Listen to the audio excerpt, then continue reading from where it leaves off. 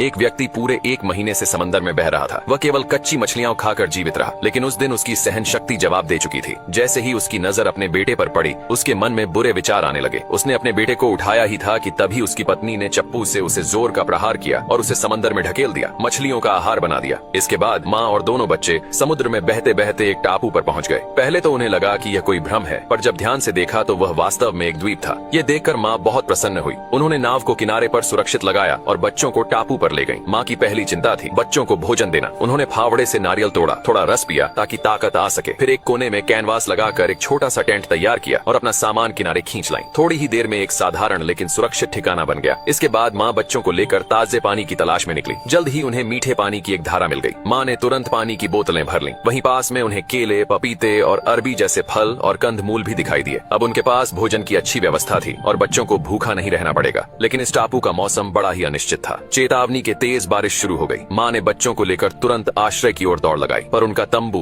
बारिश में बेकार साबित हुआ। मजबूरी में माँ ने बच्चों को कंबल में लपेट दिया और स्वयं बारिश में भीगती रहीं। बारिश रुकने के बाद उन्होंने देखा कि उनका टेंट पूरी तरह अस्त व्यस्त हो गया था। माँ समझ गईं कि अब उन्हें एक मजबूत आश्रय की जरूरत है। तभी बेटे ने पुकारा, माँ। माँ ने मुड़कर देखा कि पास ही एक लकड़ी का पुराना केबिन था। वह खुशी खुशी वहाँ पहुंची। देखने पर पता चला कि वह घर टूटा फूटा जरूर था, पर जरूरत की सारी चीजें मौजूद थीं। संभवतः किसी पुराने जहाज के यात्री द्वारा बनाया गया था। थोड़ी सफाई और मरम्मत से वह एक सुरक्षित घर बन सकता था। धीरे धीरे माँ ने मछली पकड़ने के भाले बनाना सीख लिया और बच्चों के लिए स्वादिष्ट भुनी हुई मछली पकाने लगी। दोनों बच्चों ने टापू पर कुछ नए मित्र भी बना लिए। ये छोटा सा परिवार अब शांत और खुशहाल जीवन जीने लगा। समय बीतता गया और बच्चे बड़े होते गए। अब वे पूरी तरह से टापू की जीवन शैली में ढल चुके थे। एक दिन उन्होंने अपनी नाव को एक मूंगे की चट्टान से बांधा और मछली पकड़ने चले गए। उन्हें पता नहीं था कि रस्सी ढीली हो जाएगी। नाव लहरों के साथ बह गई और तभी पानी में एक शार्क भी दिखाई दी। वे दोनों डरकर ऊंची चट्टान पर चढ़ गए। शाम तक छोटे भाई ने एक बड़ी मछली पकड़ी और उसे दूर फेंक दिया। शार्क मछली खून की गंध पाकर उस ओर चली गई और बच्चे सुरक्षित किनारे लौट आए। जब माँ को यह बात पता चली तो वह बहुत नाराज हुई और उन्हें चेतावनी दी कि सूर्यास्त से पहले घर लौट आया करें, क्योंकि रात को किनारा बहुत खतरनाक होता है। फिर एक दिन एक भयंकर तूफान आया जिससे उनका लकड़ी का घर भी ढह गया। बच्चों को भीगने से बचाने के लिए माँ अकेले ही छत की मरम्मत करने चली गई। लेकिन इस प्रयास में उन्हें तेज जुकाम हो गया, जो धीरे धीरे गंभीर बीमारी में बदल गया। वह बिस्तर से उठ नहीं सकी। अपने अंतिम समय में उन्होंने बच्चों से कहा कि वे एक दूसरे से प्रेम करें, हमेशा एक दूसरे की मदद करें और हिम्मत से जीवन जीते रहें। उन्होंने यह भी बताया कि भले ही जॉन को गोद लिया गया था, पर उन्होंने हमेशा उसे अपने सगे बेटे की तरह ही माना। अंतिम बार माँ ने अपने बेटे को गले लगाकर विदाई ली।